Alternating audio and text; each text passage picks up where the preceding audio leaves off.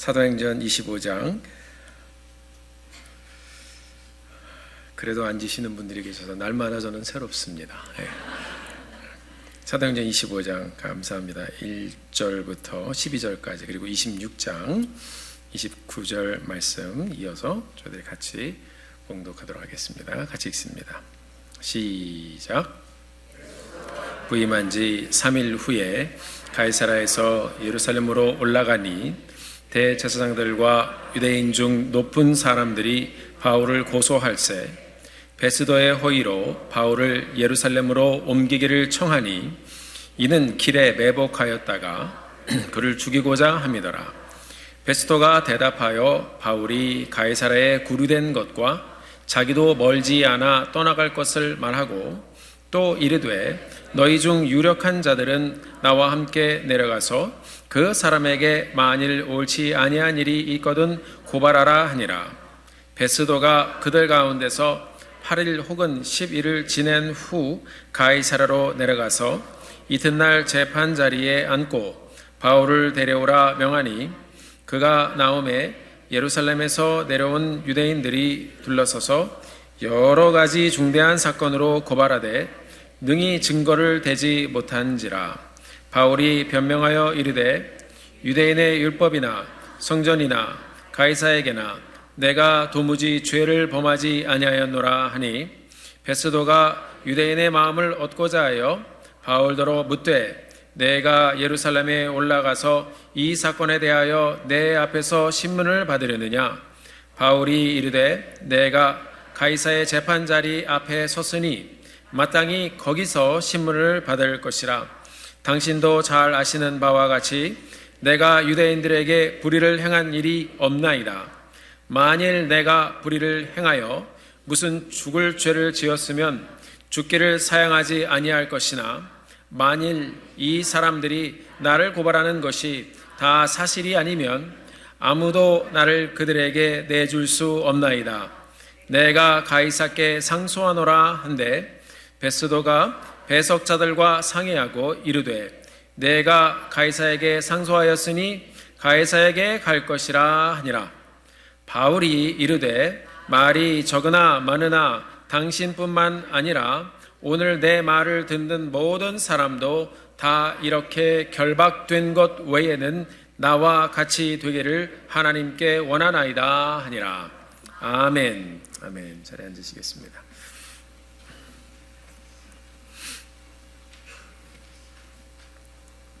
예배를 섬겨가시는 모든 성도님들의 귀한 손길에 진심으로 감사를 드립니다.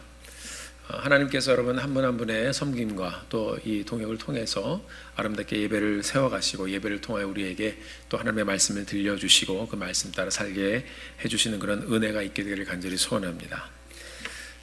목요일 저녁부터 선교 집회가 시작이 됩니다. 선교 부흥회입니다. 이 귀한 시간을 통해서 하나님께서 저희 교회에 계속해서 들려주시는 하나님의 사모에 관한 말씀을 듣고 온 교회가 교회의 본질과 그리고 교회의 존재의 목적을 저희 다시 한번 말씀 가운데 재발견하고 또 하나님 앞에 드려지는 놀라운 시간이 되기를 간절히 소원합니다. 새벽 집회, 저녁 집회 모두에게 열려 있습니다. 함께 참석해 주시고 이 시간을 통하여 함께 귀한 은혜의 자리에 가게 되기를 소원합니다. 그리고 낮 시간에는 저희들이 등록된 분에 한해서 이 세미나를 진행을 합니다. 왜 그러냐면 이게 이거 오시는 분에 특별해서 그런 게 아니고 점심 식사 때문에 그래요. 점심 식사 때문에 미리 등록을 해주시고 어웨일러블 하시는 분들이 사인을 해주시면 10시부터 2시 반까지입니다. 우리 교회에서 잘 준비해서 이 세미나를 잘 진행할 수 있도록 저희들이 준비하도록 하겠습니다. 함께 기도해 주시고 또 동참해 주시기를 부탁드립니다. 사랑하는 두 여인이 처음 사귀고 서로를 대할 때 상당히 긴장하고 또 조심하죠. 그런데 세월이 가면서 서로를 대하는 것이 조금씩 변해 간다고 합니다. 이런 변하는 모습을 어떤 분이 이렇게 표현을 했습니다. 연인이 같이 걸어갈 때 옆에 작은 웅덩이가 있었다고 해요. 자동차가 그 옆을 이렇게 지나가는데 그러면 물이 탁 튀겠죠. 한 달 된 커플은 남자가 온몸으로 몸을 던져 여자친구를 확 감싼다고 합니다. 내가 물을 맞으리라. 결혼하고 나서 1년 된 커플은 자동차가 오면 남자가 보고 얼른 부인의 손을 잡아서 확 끌어당긴다고 합니다. 피하라고. 결혼 10년 된 커플은 남자가 여자를 끌어당겨서 자기에게 물이 튀는 것을 막는다고 합니다. 우리가 이렇게 변하면 안 되죠. 제가 학창시절에 듣던 가요 중에 이런 가사가 있어요. 세월 흘러가면 변해가는 건 어리기 때문이야. 어려서 사람들이 덜 자라서 그렇다는 겁니다. 그래, 그렇게 변해들 가는 건 자기만 아는 이유. 혹시 봄, 여름, 가을, 겨울이라고 왜 아시는지 모르겠어요. 이 작사자가 이기적으로 변해가는 그런 사람들의 모습을 보고 안타까운 마음으로 나이가 들어도 어떻게 이렇게 변해갈까, 이기적이기 때문에 그렇다라고 이 사람은 자기가 발견한 그런 내용들을 가사로 써서 노래를 했습니다. 우리가 계속 나이가 들면서 이기적으로 변하지 않게 되기를 바랍니다. 변해도 신앙과 인격이 성숙해가면서 아름답게 변해가게 되기를 간절히 소원합니다. 우리가 쓰는 그 신학적인 용어가 있죠. 성화라고 합니다. 예수 믿고 변해감을 말해요. 우리는 한 번에 변해갈 수 없습니다. 그래서 하나님께서는 그때마다 우리에게 말씀을 주시고 특별히 이 예배 현장에 모이게 하심으로 이 예배를 통해서 저희들이 깨닫게 하시고 조금씩 변해가게 하십니다. 우리 삶이 계속해서 조금씩 주님 기뻐하시는 그런 모습으로 변해가게 되기를 간절히 소원합니다. 우리 옆에 분들하고 같이 한번 인사 나눠보시겠습니다. 잘 변해갑시다. 다시 한번 해볼게요. 아름답게 변해갑시다.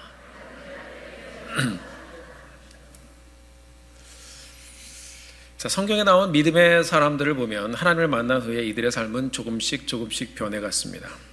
굉장히 드라마틱하게 하나님을 만난 사람들도 있지만 이들은 실수를 반복하면서 그러나 하나님의 인도함을 그 사람들이 경험하면서 조금씩 변해갔습니다. 그때마다 삶을 배우며 믿음의 사람으로 조금씩 변해갔습니다. 성경을 보면 예수님을 만난 사람들은 변했습니다. 어떤 사람들은 변하지 않은 사람도 있습니다. 그러나 우리가 여러분 이 성경을 보면 삶의 변화에 대한 이야기들로 가득 차 있습니다. 하나님을 만난 사람들은 비전의 사람들로 변했습니다. 하나님을 만난 사람들은 소망의 사람들로 변했습니다. 하나님을 만난 사람들은 믿음의 사람들로 또한 변했습니다. 예수 믿은 사람들은 변합니다. 생각이 변하고 언어가 변하고 행동이 변합니다. 삶의 목적도 변합니다. 우리의 삶도 말씀을 듣고 깨닫고 결단해서 그렇게 변해가기를 간절히 소원합니다. 우리가 계속 보고 있는 이 사도 바울은 예수님을 만나고 깊은 변화를 체험한 사람입니다. 도무지 변할 것 같지 않았던 이 사도 바울의 강팍한 그런 마음도 이 주님의 인격과 닿았을 때, 또 하나님의 사랑과 닿았을 때 이 사도 바울의 삶도 변했습니다. 그의 삶 가운데 찾아오신 예수님을 그가 인격적으로 만난 후에 이 사도 바울의 삶은 180도 변했습니다. 그는 주님께서 들려주시는 이 말씀에 순종하며 하나님의 뜻을 따라 사는 그런 사람이 되었습니다. 하나님의 말씀을 순종함으로 이루어가는 그런 사람이 되었습니다. 오늘은 사도행전 우리가 25장의 말씀을 같이 보면서 한 번 사는 인생 우리가 어떻게 변화해 가는가, 우리가 변화되어 가야 어떤 삶을 지향하고 살아가야 하는가, 예수 믿고 변화되어 우리가 어떤 길을 가야 하는가 함께 생각하고 고민하며 하나님의 음성을 따라가는 그 시간이 되기를 간절히 소원합니다. 지난주 우리가 함께 본 사도행전 24장의 말씀을 보면 사도 바울이 유대를 관할하는 총독이 지내고 있는 가이사라에 이렇게 470명의 군인의 호위를 받고 도착했습니다. 이스라엘의 형식적인 왕, 쉽게 얘기하면 바지사장이죠. 로마의 통치를 받지만 실질적으로 행정적인 통치는 총독이 가이사라에서 하고, 그리고 형식적인 유대 왕, 그래도 뭔가 좀 구색은 갖춰줘야 되잖아요. 그러니까 바지사장으로 세워놓은 이 헤롯 왕, 이 사람은 이제 유대의 이스라엘의 예루살렘에 있었습니다. 예루살렘에서 이제 일을 보고, 그리고 실질적인 행정적인 권력을 가지고 있는 이 총독은 가이사랴에 이제 머물고 있었습니다.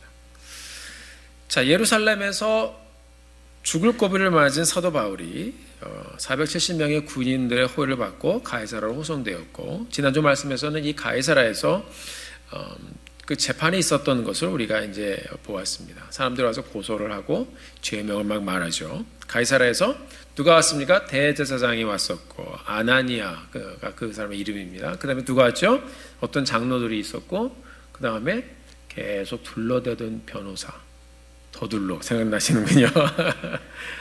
이 사람들이 와서 바울을 고소했어요. 바울은 잘못한 것이 하나도 없었는데 이들은 죄목을 억지로 만들어서 이 바울을 끌어내서 어떤 수를 동원해서라도 이 사람을 죽이려고 했습니다. 그 당시 총독의 이름은 벨릭스였습니다. 이 사람은 이제 판결을 내리지 않고 바울에게 돈을 뜯어내려는 그런 목적을 가지고서 그를 잡아두었습니다. 그리고 성경에 보면 계속 그 사람을 찾아갔다고 얘기했습니다. 자, 이렇게 일단 바울이 목숨을 건졌어요. 하나님의 인도하심입니다.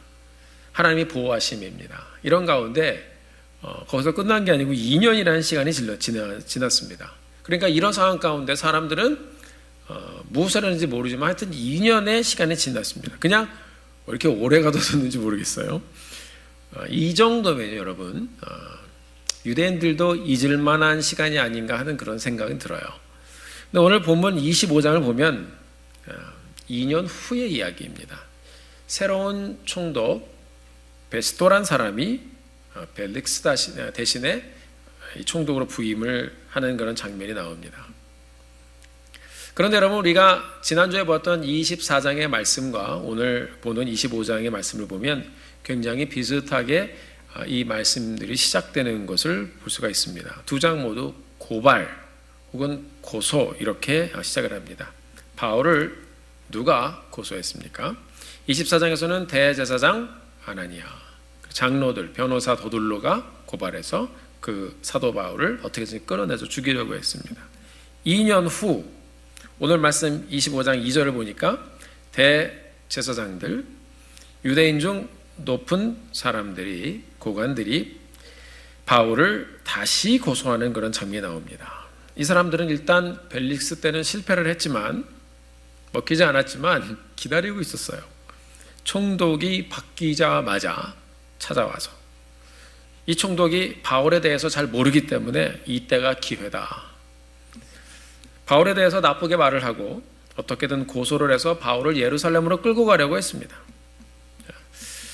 저는 이 본문을 보면서 이 사람들 상당히 끈질기다. 또 한편으로는 독하다라는 생각도 해봤습니다. 우리가 오늘 이 25장 전체의 말씀과 또 26장에서 이 바울이 전하는 복음에 대한 내용을 간단하게 보면서 과연 우리가 이 땅을 살아가면서 우리는 과연 변화된 삶을 살아가고 있는가?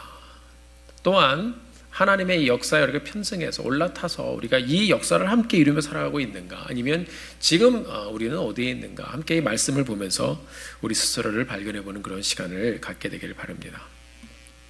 말씀드린 것처럼 2년 전에는 벨릭스 총독 때죠. 대제사장, 장로들, 변호사가 고발했습니다. 자료를 보면 돈을 굉장히 밝히던 이 총독 벨릭스, 그래서 바울에게도 가서 좀 돈 내놓으라 그랬잖아요. 이 사람은 돈과 연루된 사건으로 인해서 이제 그 총독의 자리에서 물러나게 된다고 기록이 되어 있습니다. 2년 후에 이 베스토란 사람이 총독으로 다시 부임을 했습니다. 대제사장들, 유대인의 고관이 기다렸다는 듯이 2년 동안 잠잠히 있다가 베스토에게 와서 다시 고발을 합니다. 자, 누가 지금 왔다고 기록하고 있습니까? 24장 처음에도 보면은 제사장이란 이름이 먼저 기록이 되고, 이 사도행전의 저자 누가는 25장에서도 먼저 고발한 사람들의 이름을 리스트할 때 여기도 대제사장들을 먼저 기록하고 있습니다. 제사장들이라면 제사 현장에 있었던 사람들입니다. 제사를 드리던 사람들입니다. 그 당시 유대인들의 고관들도 매우 종교적인 사람들이었을 것입니다. 이런 사람들이 와서 고발하는 것입니다. 늘 예배를 드린다는 말은 여러분 무슨 말인가? 여러분도 매주 예배당에 와서 예배를 드립니다.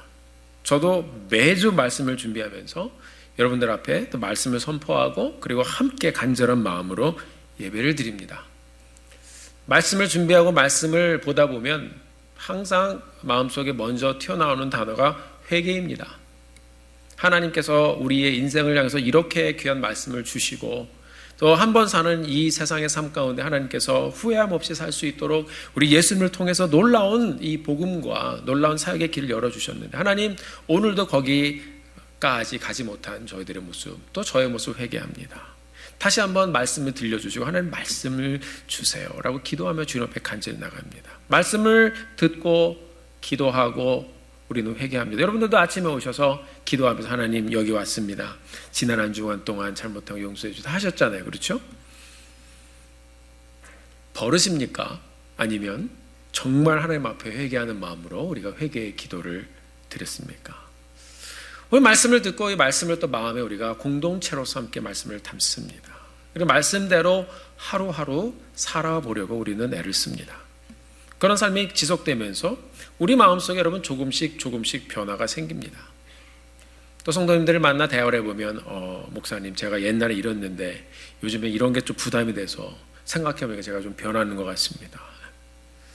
또 이런 것들을 경험하실 것입니다. 인내하면서 또 기다립니다. 우리의 삶도 조금씩 변합니다. 섬김의 자리에 또 조금씩 참여합니다. 우리는 예수님이 되면서 그런 변화를 경험하면서 살고 있습니다. 그런데 대제사장들은 말씀해 보니까 예나 지금이나 별로 변한 것이 없습니다. 오늘 본문의 25장 3절 말씀을 보니까 이들이 신임 총독 베스도에게 와서 바울을 예루살렘으로 옮겨달라고 요청을 하는 장면이 나옵니다. 왜 그렇습니까? 이는 길에서 매복하였다가 그를 죽이고자 함이더라. 옛날하고 지금하고 사도 바울을 대하는 이들의 마음 똑같아요. 뭐 야단치는 것도 아니고 이거 잘못했으니까 고쳐라 이런 것도 아니고 죽이려고 하는 것입니다.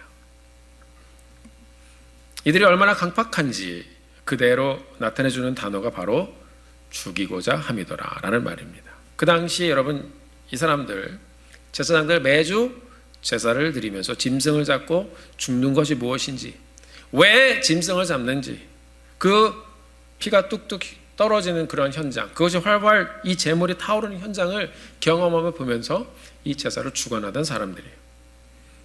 여러분 이 당시 유대인들은 제사를 드릴 때 하나님 앞에 흠없는 짐승을 가지고 옵니다. 나의 죄 때문에 하나님 앞에서 심판을 받아 죽어야 되는데 이 흠없는 짐승을 대신 잡아들이며 하나님의 용서를 구합니다. 그러면서 짐승을 가져온 사람이 죽여요. 그리고 하나님 앞에 하나님 회개합니다. 이 예물을 받으시고 나의 죄를 사해 주시고 나를 받아 주시옵소서라고 제사를 드리는 것이 이 구약의 제사의 현장이었습니다. 굉장히 시리어스하고 진지한 현장입니다. 그런 피 흘림의 회개의 제사를 드리며 2년을 이 사람들이 지나왔을 텐데 그들의 마음에 이 바울이라는 사람 잘못한 것도 없어요. 근데 이 사람을 죽이고자 하는 이들의 생각은 없어지지 않았습니다. 여러분 제가 중국에 있을 때 이슬람교들이 모여 사는 한 마을에 전도를 위해서 여기를 이제 좀 타겟으로 삼아서 먼저 이제 들어가서 기도하려고 가정교회 지도자 한 분하고 같이 들어갔던 기억이 있습니다. 가다가 이제 동네를 가는데 조금 이제 아이솔레이트 돼 있어요. 거기에 어떤 게 게이트가 있는데 앞에 뭐 염소, 양 이런 게 좀 많이 묶여 있어요. 그래서 제가 여기 뭔가 가서 들어가 봅시다 하고서 이제 거기를 들어갔어요. 가보니까 안으로 들어가니까 냄새가 진동하는데 예사롭지 않은 냄새가 막 이렇게 그 진동을 하고 있었어요. 들어가 보니까 도살장이었어요. 거기가 도살장. 한쪽에 이제 딱 보니까요. 조금 전에 잡아서 껍질을 다 벗긴 양이 통째로 걸려 있습니다. 그 아래는 피를 받아내는 통들이 널브러져 있었어요. 피 냄새가 팍 났습니다. 아주 냄새가 진동을 했어요. 또 이쪽에 보니까 한쪽에는 머리만 잘라서 모아놓은 곳이 있었어요. 한쪽은 내장들만 다 꺼내서 모아놨어요. 여러분 굉장히 좀 메스꺼우시죠? 저도 그 자리에서 피 냄새를 팍 맡으면서 그 현장을 지나가는데 제 마음속에 이 구약의 제사의 현장이 생각이 났어요. 죄의 삭은 사망이라. 우리가 죄를 지어 죽음의 심판을 받는 것이 이런 것이었구나라는 것을 제가 그 자리에서 생생하게 다시 한번 생각을 했던 기억이 있습니다. 여러분, 우리의 예배 현장은 우리가 예수님의 죽으심으로 인하여 그 주님의 죽으심과 대속의 은혜를 통해서, 그리고 부활하신 그 놀라운 영광된 그 사건을 통해서 우리가 이렇게 하나님 앞에 나와 찬송을 부르며 그 주님의 죽으심과 부활을 찬양하며 예배를 드리는 놀라운 현장을 경험하고 있는 것입니다. 원래 우리 주님 오시기 전에는 우리 피 흘림의 현장에 다 같이 들어갔어야 됐어요. 우리 죄 때문에 이렇게 채찍질을 당하시고 물가피를 다 쏟으신 예수님을 기억하는 현장이 바로 우리의 예배의 현장인 것입니다. 우리가 죄 때문에 여러분 이렇게 완전히 죽었어야 했는데 하나님께서 우리를 사랑하셔서 아들 예수를 이 땅에 보내주셨고 우리 대신 처참하게 죽게 하셨습니다. 그리고 그분의 죽으심으로 이 사실을 믿는 자들의 죄를 다 용서해 주셨습니다. 여러분, 제사가 그런 것입니다. 저도 그 순간에 그걸 지나가면서 오히려 옆에 우리 그 중국인 가정교회 지도자가 오히려 더 막 구역질을 내면서 저보고 나가자고. 저도 조금 참다가 그래서 이제 걸어 나왔습니다. 굉장히 많은 생각을 했던 그런 순간이었어요. 지금도 저도 말씀을 준비하다 그 도상자를 생각을 하면요, 정말 이 피냄새가 이렇게 막 진동을 하더라고요. 그때 굉장히 충격적인 그런 현장이어서. 우리가 예배를 드릴 때 내가 그렇게 죽어지는 현장을 경험하게 되기를 간절히 소원합니다.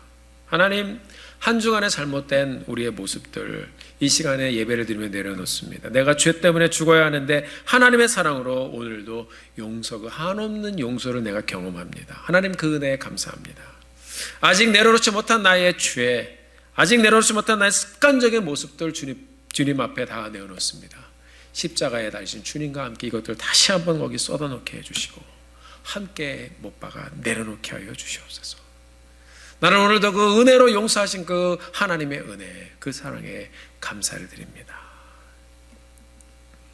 여러분, 우리가 예배 현장에서 과연 어떤 은혜를 입은 사람이었는지를 기억하며 예배 현장을 지나가게 되기를 바랍니다. 우리가 성찬식을 할 때도 나를 위해 그렇게 피 흘리시고 죽으신 예수님을 우리가 기억하는 것입니다. 이렇게 마음을 다해 예배를 드리면서 우리의 마음이 어제보다 오늘 조금 더 정결하게 변해가기를 소망하며 우리가 이 믿음의 여정을 가는 것입니다. 그런데 이 예배 현장에 나오면서도 도무지 삶의 변화가 없다면 우리는 과연 이 현장에서 어떤 예배를 드리고 있는 것일까요? 총독이 바뀌면서 대제사장들은 똑같은 역사와 똑같은 사건을 되풀이하고 있었습니다. 바울이 남을 죽인 것도 아니고 무슨 성전에 헌금을 사기친 것도 아니고 오직 그 은혜 받은 사실에 감사해서 이방인에게 하나님을 전한다고 그렇게 외치며 예수님을 말한 것밖에 없는데 이 사람을 이 종교적인 이유로, 다른 이유로 그냥 죽이려고 합니다. 이방인에게 간다는 그 이유로 막 이를 가고 이 사람을 죽이려고 했습니다. 이것은 여러분 2년 동안 변하지 않은 이 사람들의 모습을 그대로 보여주고 있습니다. 아니 여러분, 우리가 성경을 보면 그 전부터 이들은 변하지 않았습니다. 종교 지도자들은 예수님 때도 똑같았습니다. 이들은 자기들의 경제적인 이득을 위해서 양심을 팔고 종교적인 권위를 이용해서 이득을 챙겼습니다. 예수님이 오셔서 그 성전을 다 뒤엎어버리니까 이 사람들 예수님을 따라다니면서 말씀을 들었던 사람들입니다. 무엇인가 좀 트집을 잡을 것이 없는가, 그것을 자꾸 생각하면서 트집을 잡으면서 따라다녔던 사람들이었습니다. 꼬투리만 잡다가 분쟁만 일으키고 아무런 변화 없이 결국 예수님을 죽이는 사람들이 되었습니다. 예수님께서 그들에게 죽임을 당하신 지 이 말씀의 배경은 한 약 25년 전입니다. 25년 전이나 2년 전이나 지금도 그들의 삶은 변함이 없었습니다. 돈을 지독하게 밝히던 로마의 총독 벨릭스도 바울이 전하는 복음을 듣고 두려운 마음은 들었지만 예수님을 거부했습니다. 바울이 전하던 복음을 들은 제사장들도 예수님을 거부하고 형식적인 제사만 꼬박꼬박 드리며 변화 없이 살다가 2년 후에 다시 바울을 죽이려고 찾아왔습니다. 예수님을 죽인 사람들의 모습과 똑같습니다. 바울을 죽이려는 이 제사장들과 예수님을 죽인 이 제사장들과 여러분 도대체 무엇이 다릅니까? 디모데 후서 3장 1절에서 5절 말씀을 보면 사도 바울이 특별히 말세의 징조에 대해서 이렇게 이야기하고 있습니다. 말세의 징조에 사람들이 어떻게 그들의 모습을 드러내는가, 함께 디모데후서 3장 1절부터 5절까지의 말씀을 한 목소리로 같이 한번 읽어보도록 하겠습니다. 같이 한번 읽겠습니다. 시작.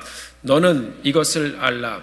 말세에 고통하는 때가 이르러 사람들이 자기를 사랑하며 돈을 사랑하며 자랑하며 교만하며 비방하며 부모를 거역하며 감사하지 아니하며 거룩하지 아니하며 무정하며 원통함을 풀지 아니하며 모함하며 절제하지 못하며 사나우며 선한 것을 좋아하지 아니하며 배신하며 조급하며 자만하며 쾌락을 사랑하기를 하나님 사랑하는 것보다 더하며 경건의 모양은 있으나 경건의 능력은 부인하니 이 같은 자들에게서 내가 돌아서라.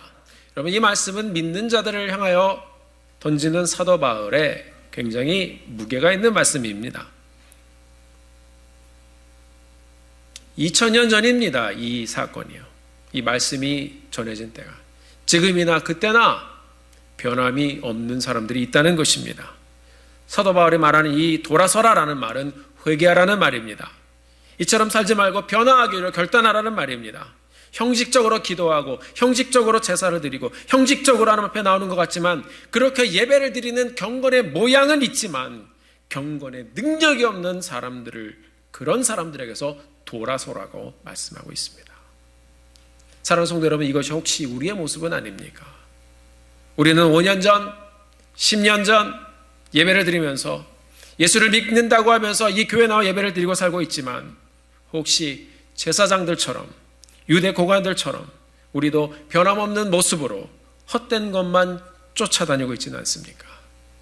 별로 중요하지도 않은 이 비본질적인 문제들을 가지고 혹시 오랜 기간 동안 내가 나를 이기지 못해서 갈등하고 있지는 않습니까?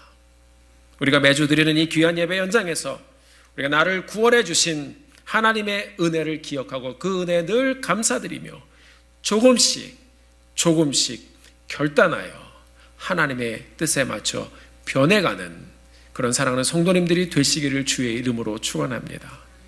하나님, 이번 한 주도 저희들이 예배를 드리는 이 현장에 왔습니다. 말씀을 보며 기도하며 성경에 나오는 이 믿음의 사람들처럼 조금 더 변해가도록 나의 삶을 붙잡아 주시옵소서. 고백하며 하나님 앞에 나가는 이 예배 현장, 그런 한 주를 살아가시는 우리 성도님들 되시기를 주의 이름으로 축원합니다. 오늘 본문은 우리에게 또 다른 중요한 한 가지 사건들과 또 사람의 모습을 보여주고 있습니다. 제사장들, 유대 고관들, 그리고 이 율법주의자들, 그들이 변하든지 변하지 않든지 그냥 이기샘플로 우리들에게 보여주신 것이에요.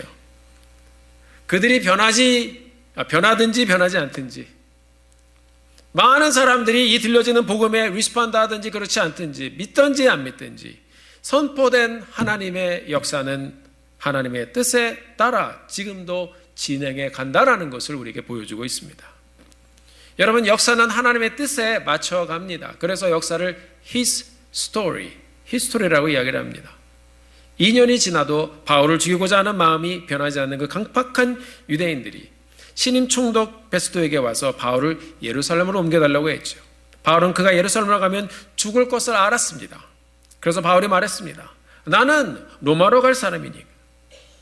이 베스토에게 얘기를 했습니다. 내가 뭘 잘못했는지 증거를 한번 내보십시오. 그리고 이어서 10절에서 이렇게 말합니다. 내가 가이사의 재판 자리 앞에 섰으니 마땅히 거기서 신문을 받을 것입니다. 당신도 잘 아는 바와 같이 내가 유대인들에게 불의를 행한 것이 하나도 없습니다. 그들이 고발하는 것이 사실이 아니면 나는 예루살렘으로 보내질 수 없습니다. 상소했습니다. 11절에 보니까 이렇게 그가 외칩니다. 내가 로마인이잖아요. 로마 시민권을 가진 사람이잖아요. 가이사께 상소합니다. 내가 가이사께 상소합니다. 바울은 유대인이었지만 로마의 시민권자였기 때문에 바울은 황제에게 상소를 걸어버렸습니다. 그런 권리가 있었습니다. 아마 유대인들은 이것을 상상도 못했을 것입니다. 신임 총독 베스도가 선포했습니다. 12절의 말씀을 같이 한번 한 목소리로 읽어보도록 하겠습니다. 12절의 말씀입니다. 시작. 베스도가 배석자들과 상의하고 이르되 내가 가이사에게 상소하였으니 가이사에게 갈 것이라 하니라. 아멘. 이들이 변하든지 변하지 않든지, 이들이 어떤 생각을 가지고 있든지 그건 별로 중요하지 않아요. 하나님께서 정하신 역사, 하나님의 뜻과 하나님의 방법대로 계속 이루어가는 것입니다. 바울아 두려워 말라. 내가 예루살렘에서 증언한 것 같이 로마에서도 증언하여야 하리라.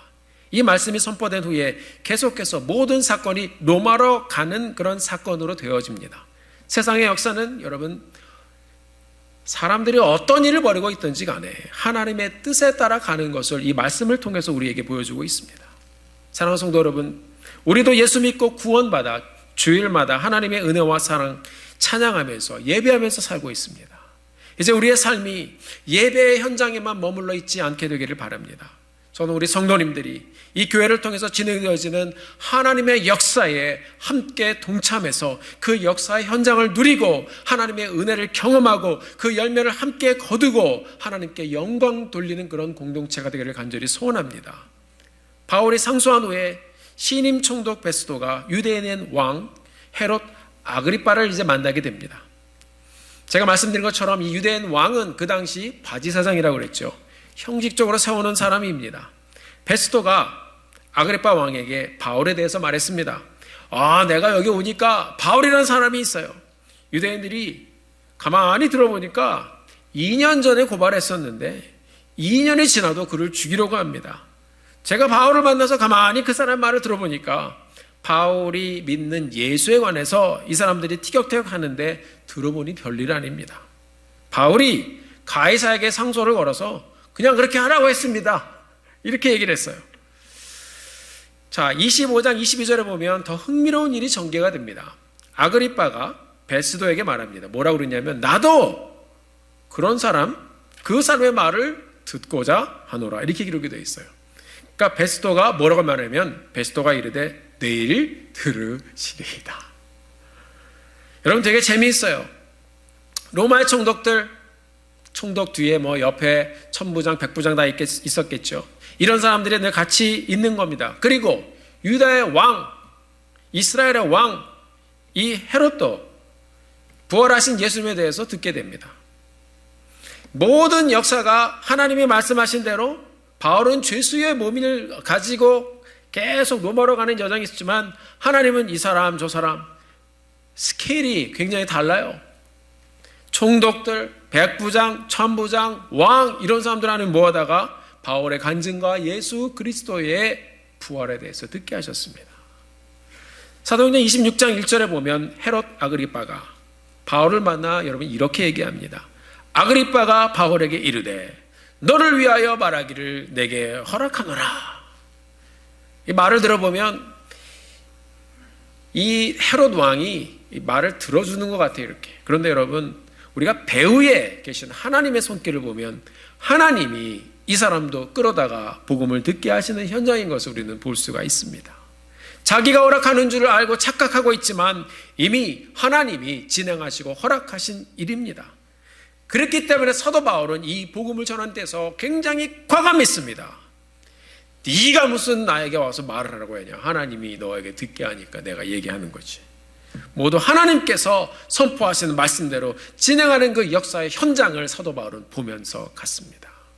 그리고 여러분 26장에서는 바울이 이전에 전하던 예수 그리스도에 관한 복음의 메시지와 자신의 간증을 명확하게 이 신임 총독과 아그리빠 왕에게 자세하게 들려주는 장면이 나옵니다. 26장 전체는 이 바울이 들려주는 메시지예요. 간증이에요.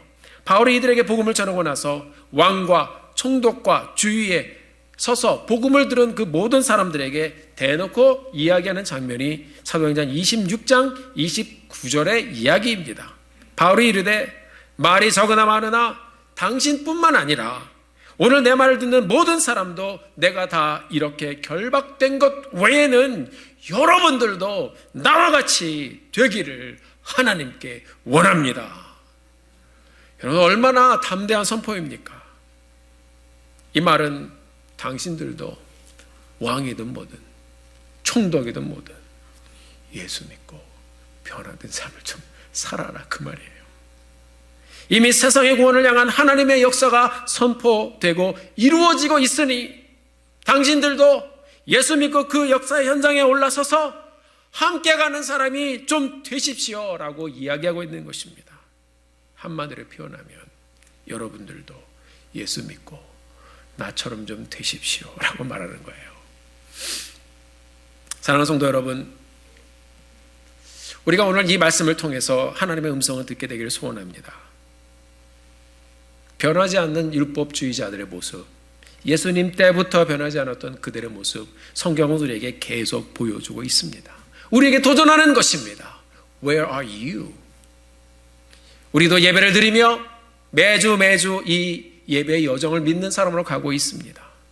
혹시 여러분, 우리도 이 사람들처럼 변하지 않는 그런 모습을 가지고 계속 이 자리에 와서 앉아있지는 않습니까? 이 사람들은 예수를 만나 말씀을 들으면서도 변하지 않았습니다. 바울을 만나 바울이 전하는 예수 그리스도 이름을 듣고도 변하지 않았습니다. 바울을 죽이고자 하는 그 마음도 변하지 않았습니다.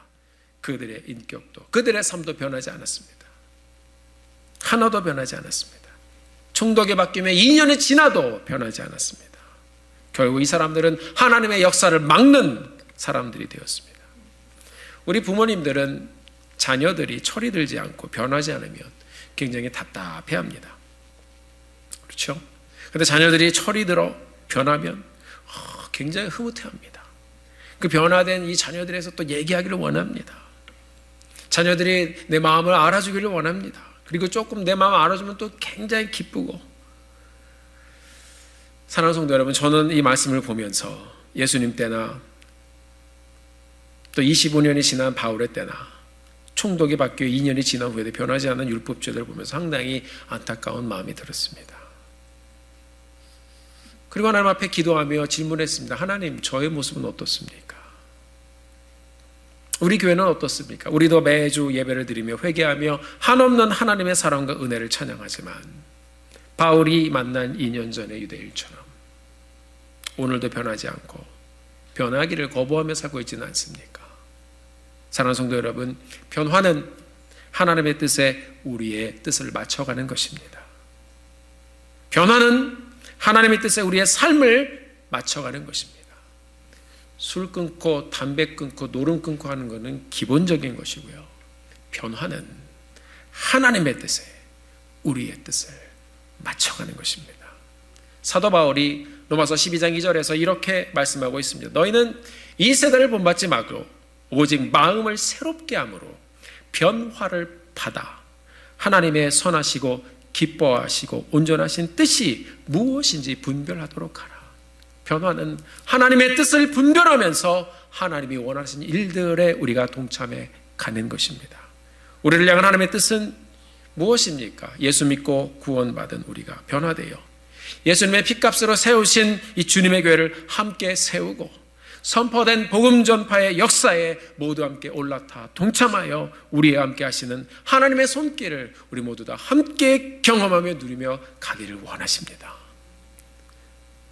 사랑하는 성도 여러분, 바울은 변화되지 않은 율법주의들과 달리 예수님을 만나 그는 결단하고 회개하고 예수님을 믿고 하나님의 역사에 과감하게 올라탔습니다.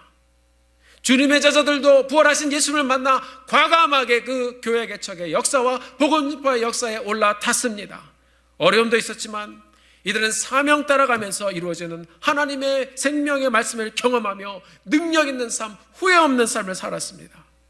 하나님의 말씀 따라가면서 왕들이 순복하고 총독이 순복하고 세상이 하나님의 역사에 순복하는 것을 경험하며 능력 있는 삶을 이들은 살았습니다. 사랑하는 성도 여러분, 우리가 오늘 한 주를 바라보면서 또 열어가면서 오늘 우리에게 주신 말씀을 우리 마음에 담고 함께 기도하며 하나님의 뜻에 우리의 뜻을 맞춰가며 하나님께서 우리에게 펼쳐주신 귀한 삶의 현장을 누리며 이루며 사는 그런 한 주를 살아가는 그런 남은 우리의 날들을 살아가는 믿음의 공동체가 되기를 예수님의 이름으로 간절히 축원합니다. 이를 통해서 여러분들 모두 매일매일 하나님의 뜻을 이루어가며 하나님께 영광 돌리며 귀한 한 주, 귀한 매주의 여정을 아름답게 드리며 하나님께 나아가는 사랑하는 성도님들이 되시기를 예수님의 이름으로 간절히 축원합니다. 함께 기도하시겠습니다.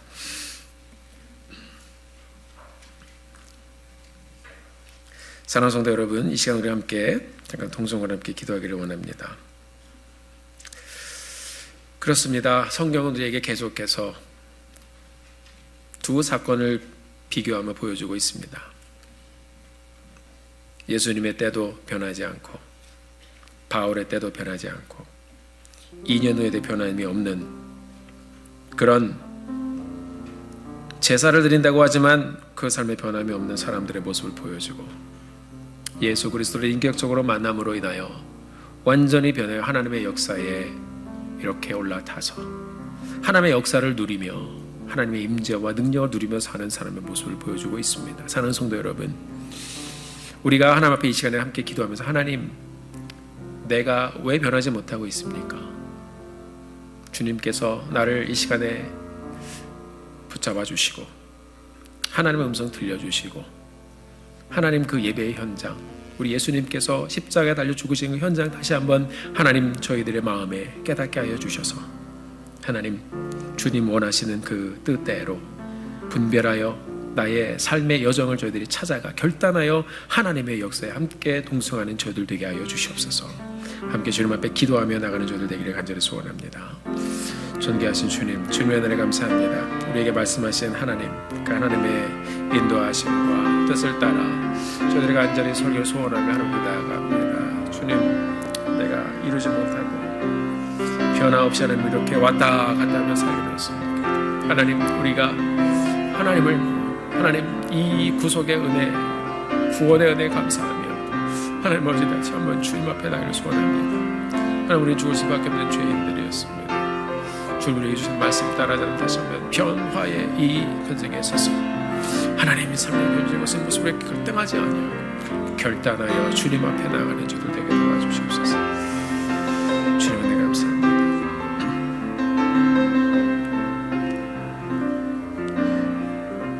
존귀하신 아버지 하나님,